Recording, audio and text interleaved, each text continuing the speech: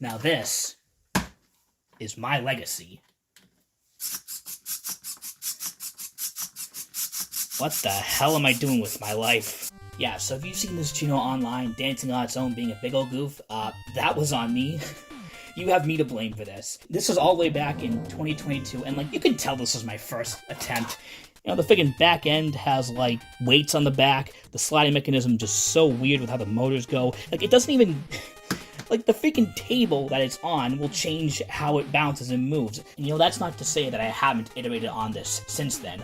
Right afterward, I made a Tenchi version, which was basically the same thing with some minor structural improvements and LED lights under the skirts, you know. But then afterwards, I came up with this rainbow design, which is basically similar idea, but yeah, I hear you. Basically the same idea, except I wanted to give it its own mobile platform. So as you can see, I took this generic wheeled car kit, and it was going to be like, hey, let's give it an H-bridge motor driver and have it just go along, move around. This one got shelved, but the important thing about this one is I put her on her own platform. You know, she's tied down there with like little ties on the feet, and you can't. But the idea was give it a succinct platform to sit on so it could bounce better and possibly more stably. Which brings us to... Oh, create. Yep. This girl is version 2, taking everything I learned from Chino and Reimu and put it into something actually viable. So I did the same thing again with Reimu. I've got her on her own platform. I put the Arduino on the back this time to make it sort of self-contained. I used Technic linkages, you know, Lego Technic things for the movement because I can't be bothered to print out my own. But perhaps even more importantly, and the main reason why I did this was this guy here. It is a controller that, oh, where is it? Micro USB on the side. Power source goes in here. And now, with the push of a joystick, I can move her around. Maybe a little too well. Ain't that the cutest little thing? But yeah, I am really happy about how this one turned out. I think it might be the best thing I made as an engineer for the years I've been doing this. How old am I again?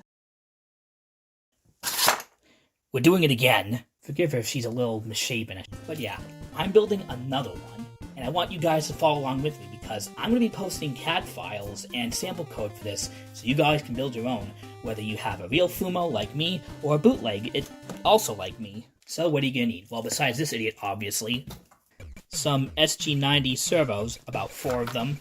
This variant of the Arduino Pro Mini, I believe it's called the Pro Mini Strong. You can buy that one. A USB to, I think it's FTM32 adapter. Yeah, I don't know what it's.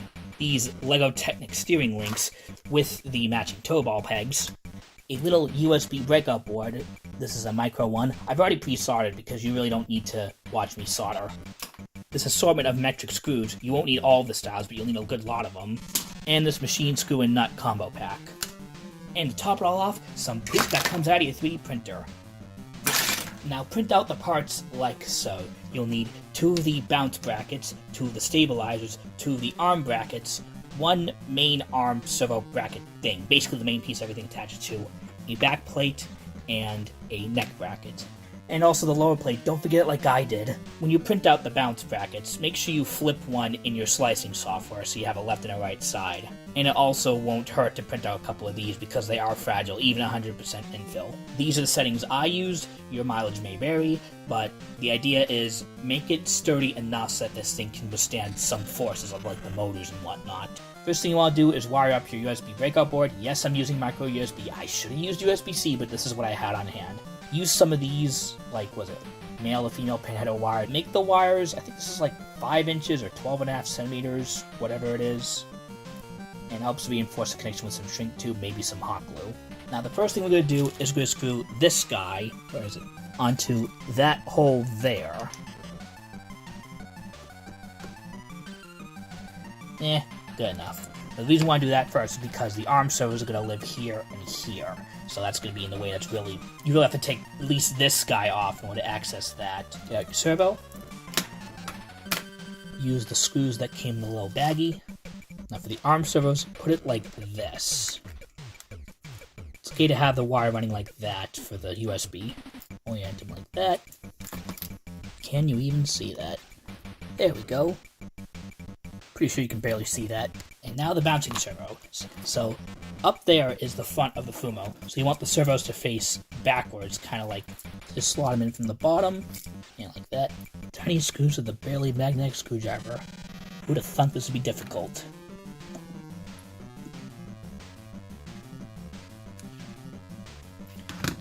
And the motors are in. Now guide the wires like so. Put them in between the two bounce servos because now we're going to install the Arduino. Hold it in place like that. And I think we're going to use 2.6 by 8. 6 last time was a bit too shallow.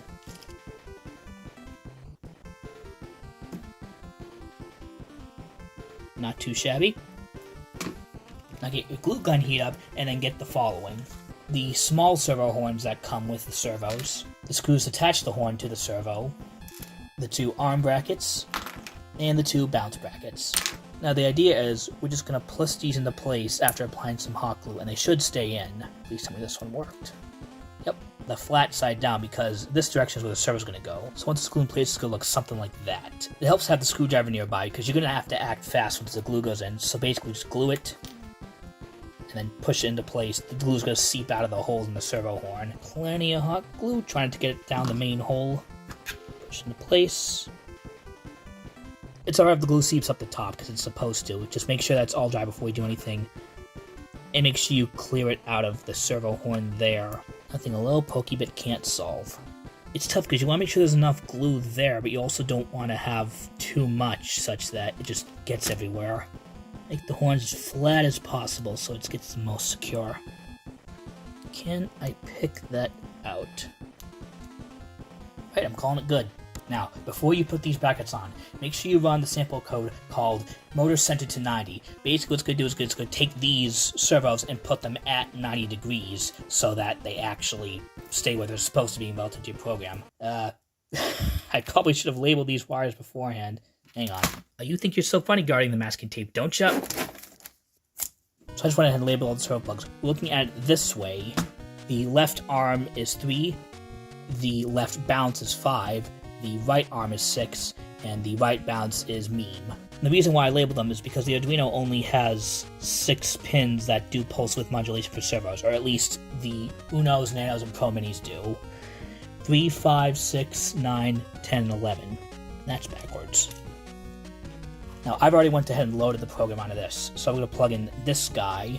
Ground goes to the right. You're not going to be able to power this fully just from a computer or whatever you plug this source into, because I've noticed that this thing tends to undervolt the 5-volt pin, so that's what we have the micro USB for. We can just easily plug in a JST connector and go between 7 and 16 volts, just a little 12-volt brick will do. Moment of truth, let's hope it doesn't blow up.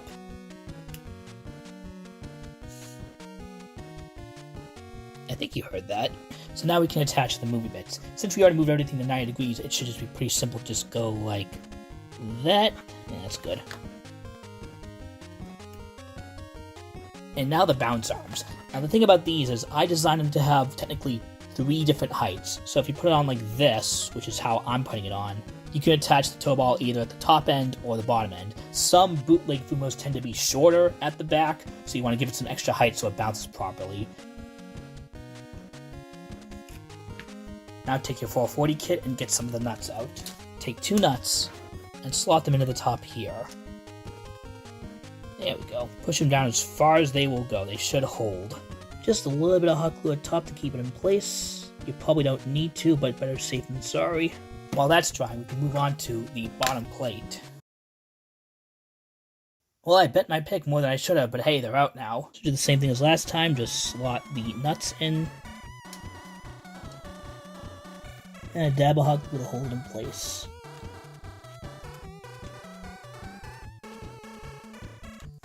Now while that's cooling down, get your tow balls and just place them right like that.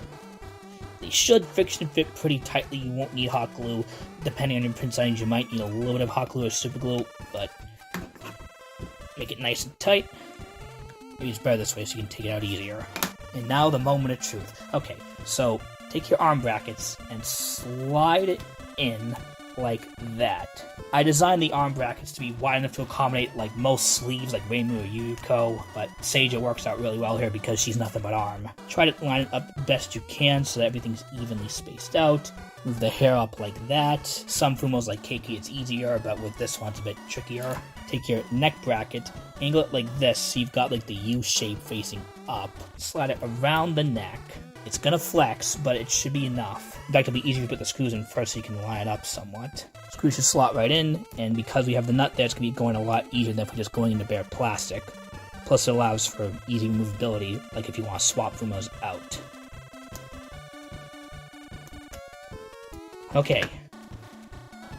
Hard part's over. Maybe I didn't think this through with the hair so much, because now it looks like that. Just roll it like that. Lower plate. Legs. Just pull them on through. You have to contort the dress somewhat. I swear Keiki was easier than this.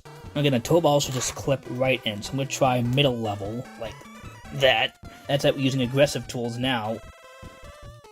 Only the finest assembly methods for this channel. Nah. Linkage there. Linkage there. I just realized something. That's backwards. I mean, fitting it comes on Seija, but no, the toe balls are supposed to be on the inside like that. What are you doing, Flippy? Alright, that's better. Now we're going to kick the wires from the micro USB over to this side here. So Arduino uses pin 0 and 1 for serial transmitting and receiving. I forget which one does which, but we're not going to worry about that right now. For now, we just want power. So if you remember which ones went to power and ground, we just attach it right to the 5-volt rail. So this way, it'll get 5 volts across everything directly. But make sure it's only 5 volts going to that USB. If you do something funky, it's going to be very unhappy. Yeah, I think that's how I had it. Green to positive, gray to ground. And she is almost done. All we need to do is install the back cover here. Let's use 2.6 by 8 again.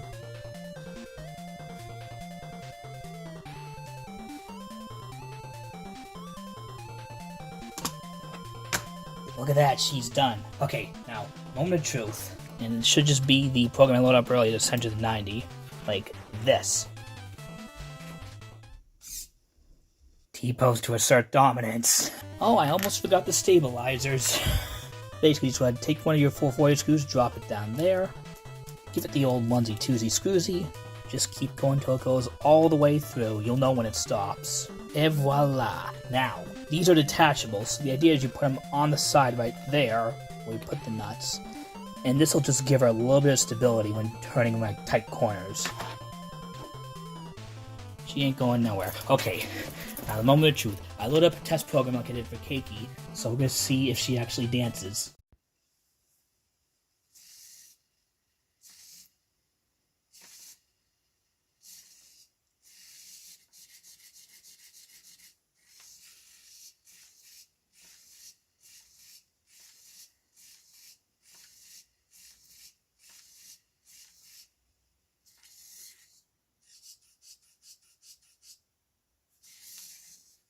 The magic is not lost. If anything, it's only growing stronger.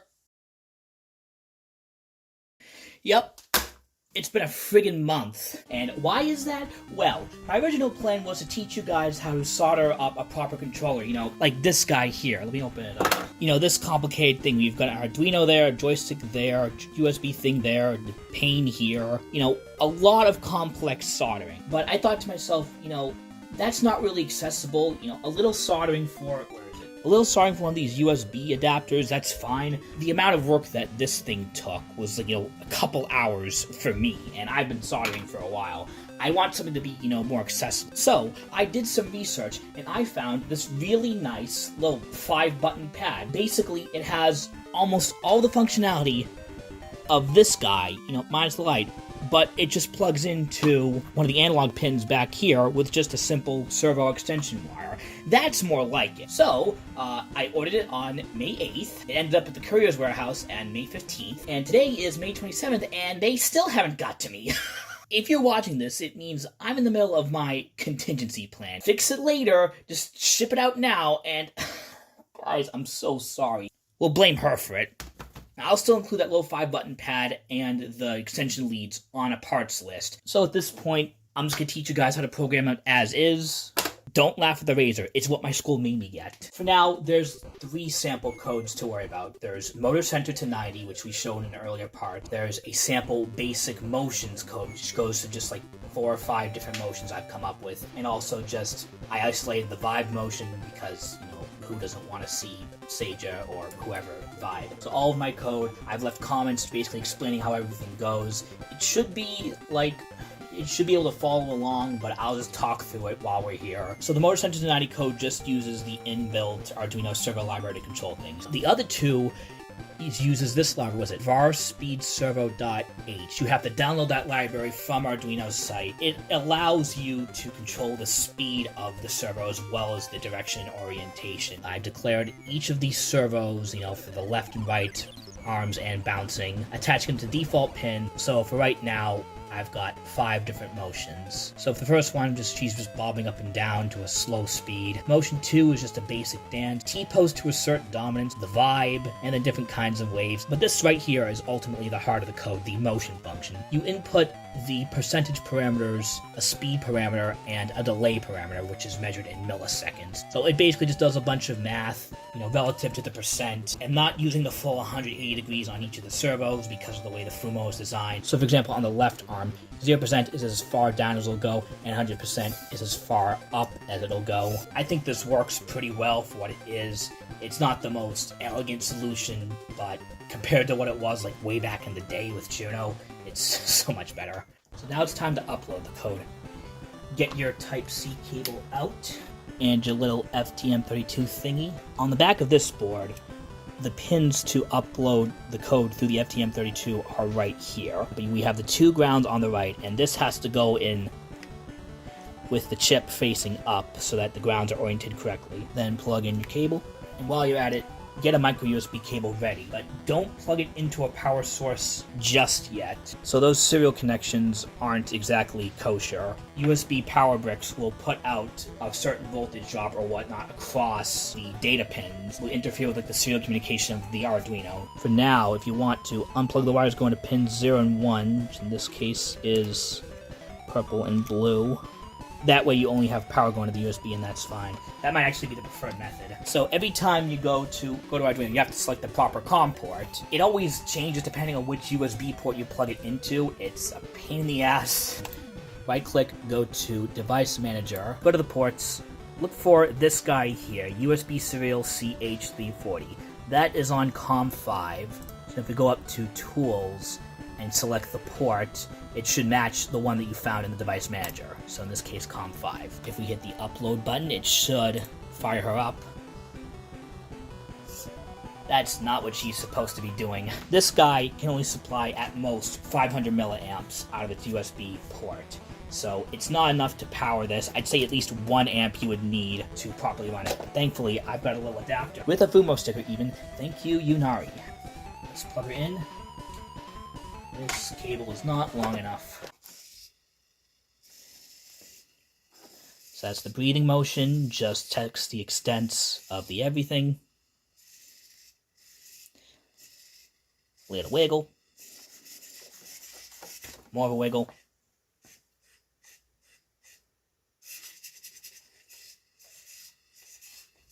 And there's the vibe.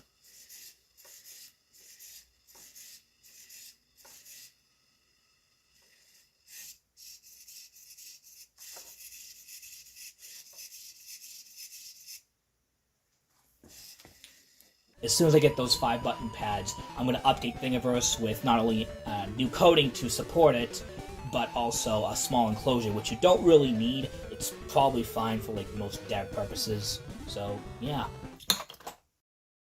Oh, thank God it's over. And that is the Fumobotics tutorial. The link for the Thingiverse project will be in the description, so you can grab your CAD files and your programs all right there. If you have any questions, just reach out to me either here or on my socials. And if you do make one of these yourself, please tag me, because I really want to see everyone's own interpretation of this. I want to make this a big community thing, and hopefully we can make this bigger and better as the years go on. I'm looking forward to seeing what you make, or should I say, looking forward to see what you create.